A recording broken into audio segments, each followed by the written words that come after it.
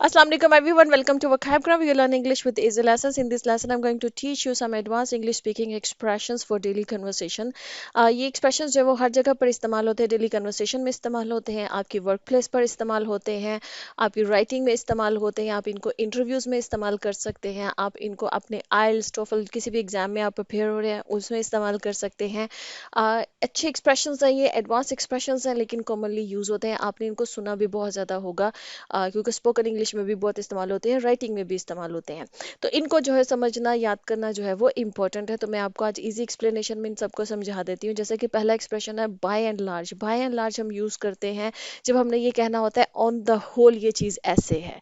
जैसे कि जिसको हम उर्दू में कहते हैं ना मजमूई तौर पर, ठीक है, मजमूई तौर पर ये चीज़ ऐसे है. लेकिन इसमें एक एलिमेंट होता है कि ज़्यादातर तो ये सिचुएशन या ये बात ऐसे ही है, मजमूई तौर पर तो ऐसे ही है, लेकिन इसमें कुछ ना कुछ एक्सेप्शंस हो सकती हैं. हो सकता है कि कुछ एक दो केसेस हों जिसमें ये बात ऐसी ना हो, लेकिन मजमूई तौर पर ऑन द होल जो है ना बाय एंड लार्ज ये चीज़ ऐसे है. जैसे कि इसमें सेंटेंस है by and large this book receive positive reviews from critics.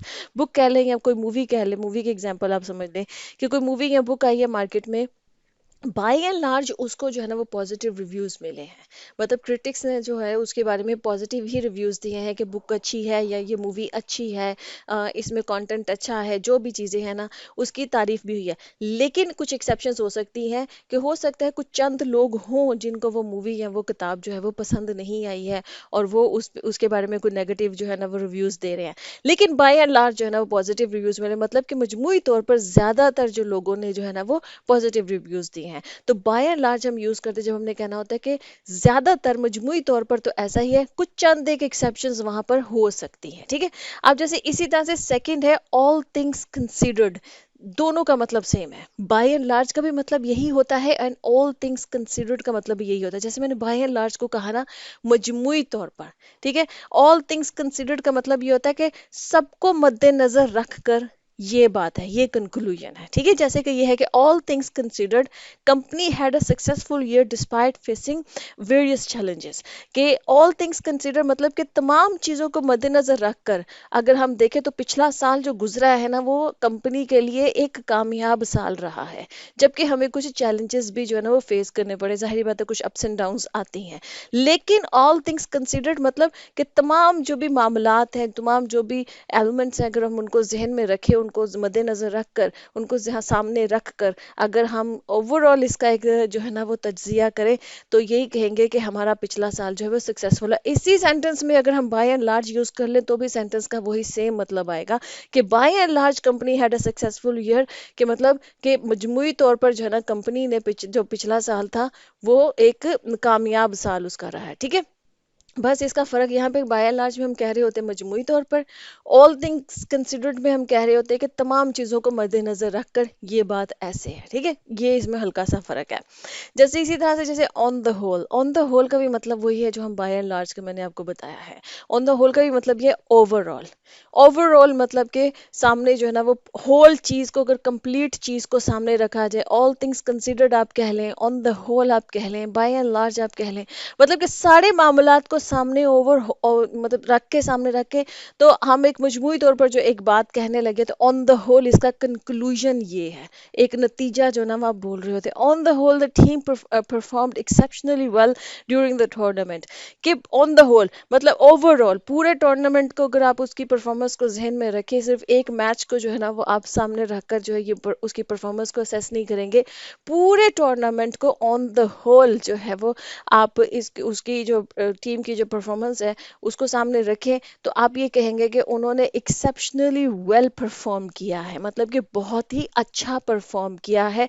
कुछ एक आध जगह पर टूर्नामेंट में कहीं पर उनकी परफॉर्मेंस डाउन हो सकता है, हुई भी हो, लेकिन ऑन द होल उनकी परफॉर्मेंस बहुत अच्छी थी पूरे टूर्नामेंट में. ठीक है. आई होप कि मैंने क्लियर कर दिया है. नेक्स्ट है G for the most part. For the most part का भी ऑलमोस्ट वही मतलब होता है कि मोस्टली, मेनली, मेन बात उसके अंदर क्या है.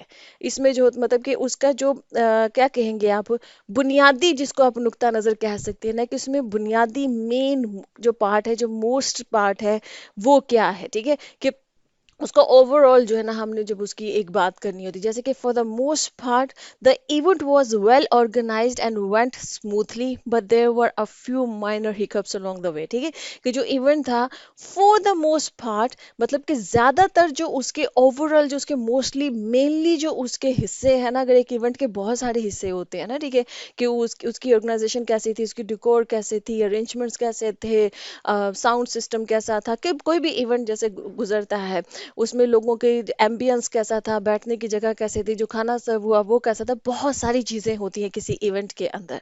तो वहां पर वो कहेंगे फॉर द मोस्ट पार्ट, मतलब कि मेनली जो अगर मोस्ट चीजों को ज्यादातर चीजों को मद्देनजर रखा जाए तो इवेंट बहुत वेल ऑर्गेनाइज था, अच्छा ऑर्गेनाइज हुआ था, कोई कमी नहीं थी, कहीं पर कोई गड़बड़ नहीं थी। कुछ छोटे मोटे कहीं पर हल्की फुल्की प्रॉब्लम्स थी, मतलब कि वो कुछ छोटी छोटी प्रॉब्लम्स थी, पर फॉर द मोस्ट पार्ट ये वेल ऑर्गेनाइज्ड था इवेंट। ठीक है, ये फॉर द मोस्ट पार्ट का कहने का मतलब ये होता है कि जब आपने कहना होता है कि ज्यादातर जो है ना इसका मामला ऐसा था, मेनली इसका मामला ऐसा था। इसी तरह से नेक्स्ट हमारे पास है वो है इन the main. In the main का मतलब ये होता है प्रीडोमिनेंटली, मतलब कि कौन सी चीज है जो कि मेन पर आ रही है, बुनियादी तौर पर सबके सामने जो उभर के सामने आ रही है, जिस पे ज्यादा फोकस्ड है, उस पे हम इन द मेन जो है ना वो यूज करते हैं। जब जब हमने कहना होता है कि ये ज्यादा प्रोमिनेंट चीज है, ये ज्यादा उभर के सामने आ रही है, मतलब जिस पे ज्यादा फोकस्ड है, उसको कहा जाता है इन द मेन, उसके लिए यूज होता है। जैसे कि in the main the project success was attributed to the hard work of the dedicated team. ठीक है, इन द मेन मतलब कि उसको ज्यादातर जो है ना वो हमने जो सक्सेस है, प्रोजेक्ट की जो सक्सेस है, वो टीम को उसका क्रेडिट दिया गया है, कि पूरी टीम जो है ना उसका क्रेडिट है, उसकी वजह से जो है वो प्रोजेक्ट सक्सेसफुल रहा है। किसी एक के कंधे पर जो है ना वो सारी जो सक्सेस की जो भी मतलब उस सेहरा होता है किसी एक के ऊपर नहीं बांध दिया गया, वो पूरी टीम को इन द मेन दिया गया है, कि बुनियादी तौर पे जो है वो टीम ने जो है वो इस सक्सेस की जो है वो मतलब रिस्पॉन्सिबल है, उसकी उसकी कारकर्दगी है ये। नेक्स्ट हमारे पास है in most cases. In most cases हम यूज करते हैं जब हमने कहना होता है कि ज्यादातर मामलात में। ठीक है, कोई भी एक सिचुएशन होती है, उस सिचुएशन में जो बार बार जो मामलात हो रहे होते हैं मुख्तलिफ लोगों के साथ, वो सारे मामलात को आप जब जहन में रखते हैं, उनको कंसिडर करते हैं, उसमें देखते हैं कि ज्यादातर मामलात में क्या बात चल रही थी। तो जब हमने ज्यादातर मामलात के बारे में बात करनी होती है तब हम ये यूज करते हैं इन मोस्ट केसेस। जैसे कि in most cases, employers appreciate employees who show initiatives and take on additional responsibilities। ठीक है, वो ये कह रहे हैं कि ज्यादातर मामलात में ये देखा गया है कि जो एम्प्लॉयर्स होते हैं, जो भी बॉस वगैरह, ये जो भी जो हायर करते हैं, जो एम्प्लॉयर्स होते हैं, वो उन एम्प्लॉयज को अप्रिशिएट करते हैं जो कि एक तो इनिशिएटिव लेते हैं, मतलब फौरन से काम करने के लिए राजी हो जाते हैं कि हाँ जी ठीक है मैं ये भी, और एडिशनल रिस्पॉन्सिबिलिटी भी ले लेते हैं। एक तो जो उनकी जो भी जॉब डिस्क्रिप्शन होती है, उससे बाहर निकल के एक्स्ट्रा रिस्पॉन्सिबिलिटी भी अगर उनको कुछ दी जाए तो वो उस एडिशनल रिस्पॉन्सिबिलिटी को भी ले लेते हैं। तो ऐसे जो एम्प्लॉयज होते हैं उनको एम्प्लॉयर्स बहुत पसंद करते हैं इन मोस्ट केसेस।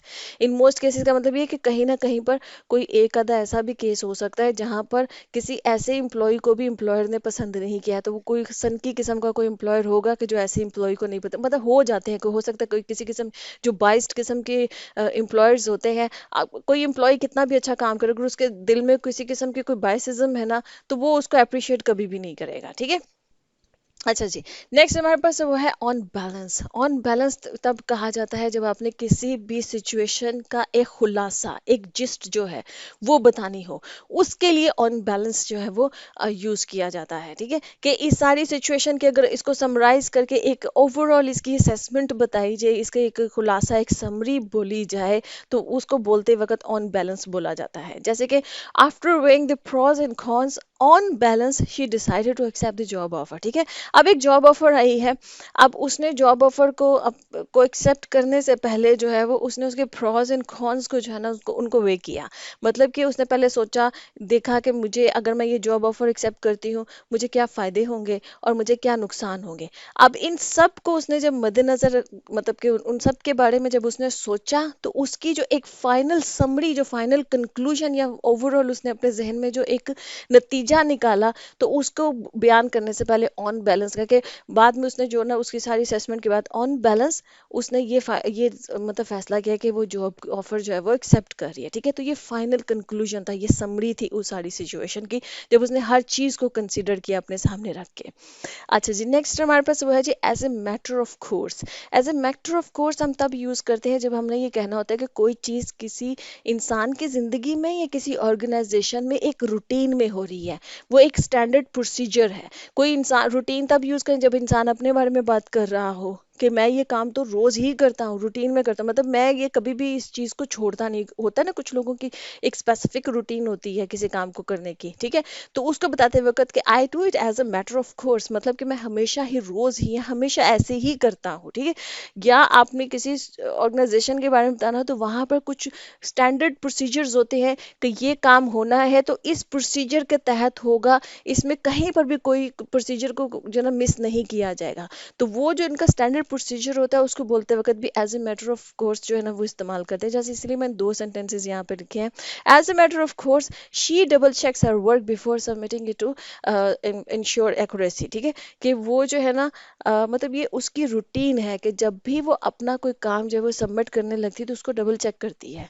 मतलब ये उसकी रूटीन है, उसने हमेशा यही करना है कि जब भी वो उसने अपने जो भी वर्क है वो सबमिट करे कि ताकि कोई किसी किस्म की जो है ना वो कोई उसमें गड़बड़ ना हो। वो एक्यूरेसी को इंश्योर करने के लिए ये उसकी रूटीन है कि वो हमेशा वो सबमिट करने से पहले अपने काम को डबल चेक करती है। वो किसी भी दफ़ा कोई भी ऐसा टाइम नहीं गुजरा कि जब उसने विदाउट डबल चेकिंग उसने अपना काम जो है वो सबमिट कर दिया हो।